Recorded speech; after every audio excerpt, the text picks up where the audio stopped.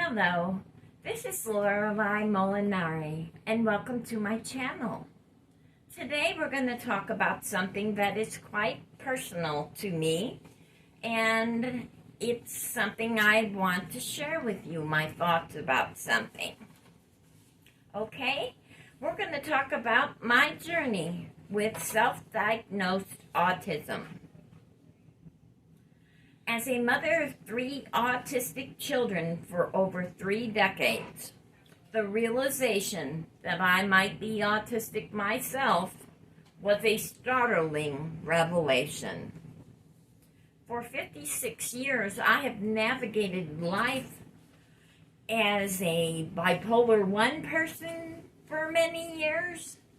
And then 17 years ago, they said, no, you're not bipolar 1, you're bipolar 2.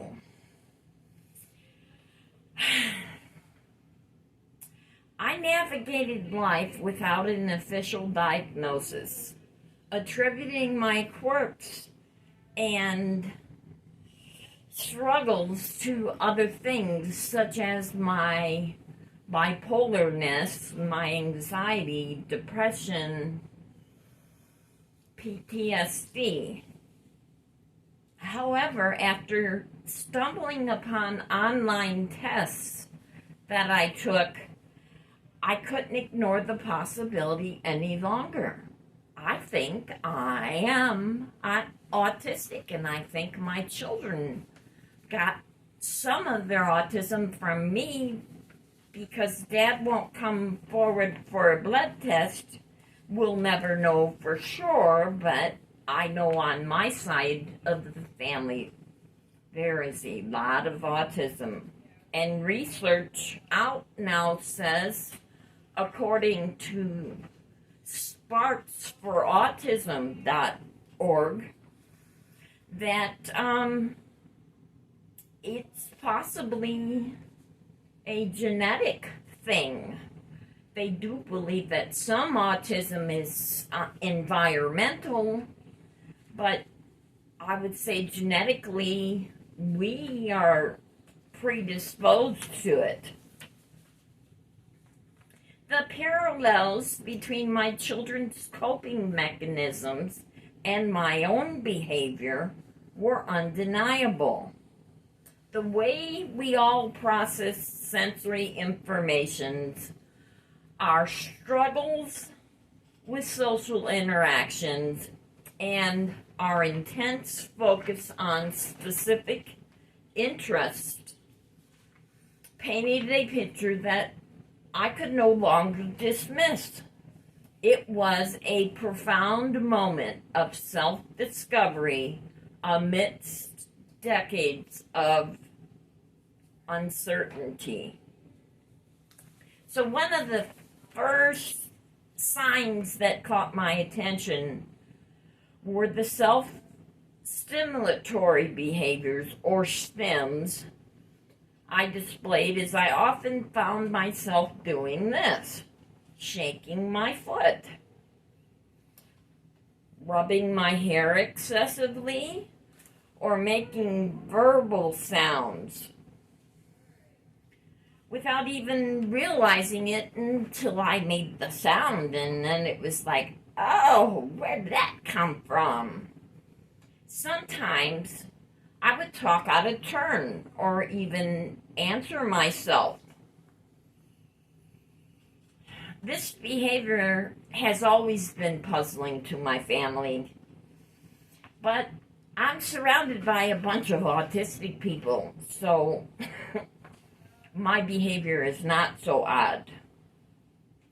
Another thing, petting my dog excessively wasn't only a sign of affection, but it was a stim, especially when I needed to soothe myself during periods of stress or sensory overload.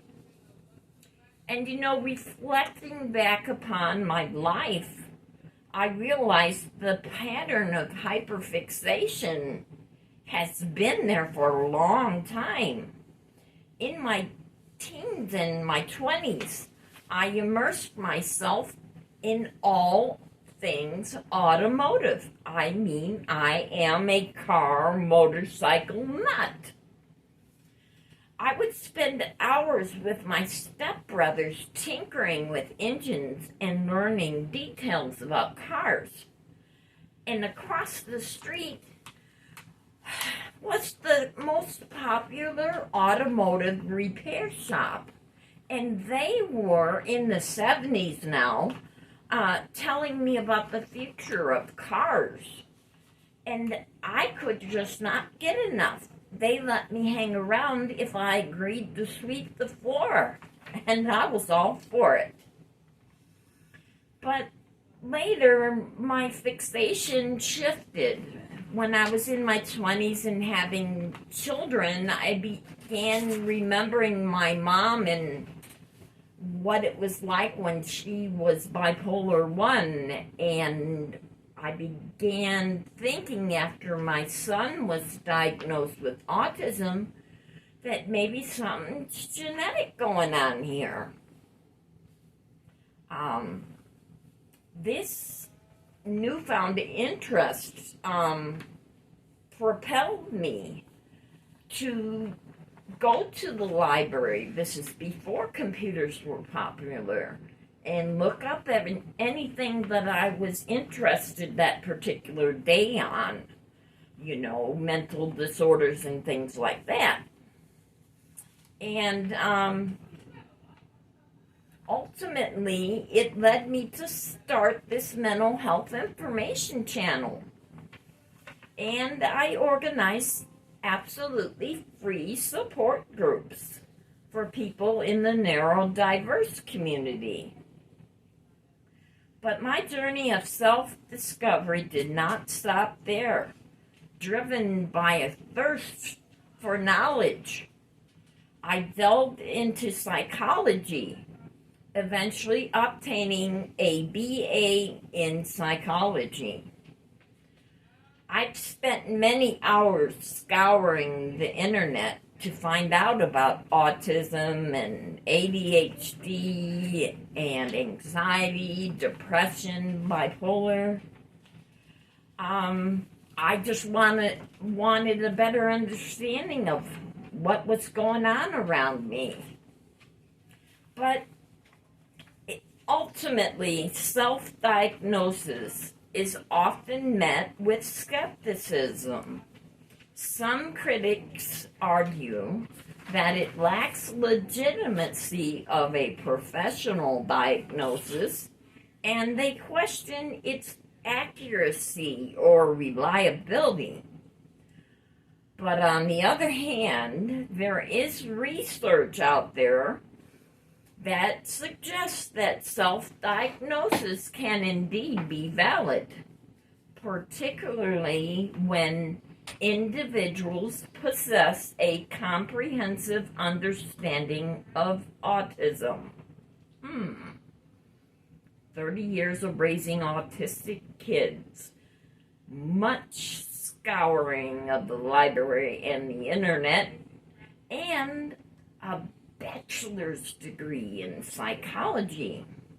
I would say that I'm an individual possessing a comprehensive understanding of autism. Now, there was a study published in the Journal of Autism and Developmental Disorders that supports my notion, indicating that individuals with extensive knowledge of autism can accurately self-diagnose. This study underscores the importance of education and instead suggests that self-awareness is possible in recognizing one's own neurodiversity. Living with undiagnosed autism has presented its share of challenges. For example, misunderstandings and misinterpretation of my behavior led to feelings of isolation and frustration.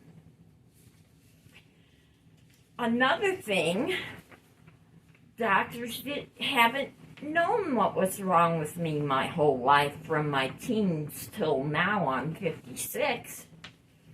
And they have tried everything from lithium to Cymbalta on me. And I've been a guinea pig for them, I feel, until the last 17 years here with the psychiatrist I'm with now. But you know what else that gets me? Simple tasks that normal people take for granted often felt very overwhelming to me. However, the journey toward self-awareness has been incredibly empowering. Understanding my autistic identity has provided me some clarity and some validation. It has allowed me to embrace my own neurodiversity. As an advocate for neurodiversity, I now have a greater understanding of the challenges faced by individuals with autism. My journey has equipped me with firsthand insight and empathy, enabling me to support others in the autism community more effectively. So that's why I think I'm autistic. Now, if you think that you're autistic, I encourage you to explore your feelings without fear and hesitation. Seek out resources on the internet. Take the test, for God's sake. You know, you suspect you might be, take the test. And if that's not good enough, consider seeking professional guidance and have him give you the test. It's never too late to embark on a journey of self-discovery. That's what I got to say on that.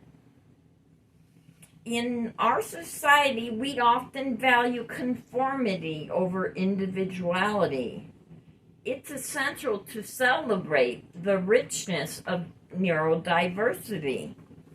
Each person's unique perspective contributes to the vibrant tapestry of human experience. By embracing our differences, we can create a more inclusive and compassionate world for all. Now I'm wondering what my family and my viewers and friends think. So in the comments, could you post, are you pro self-diagnosis or are you per? Let me know. I would be very interested in hearing your viewpoints. And I do have documentation to back up these studies that I talked about. If you're interested, I could send you the links. Just comment and let me know. This is Lorelei Molinari signing out. May God bless you.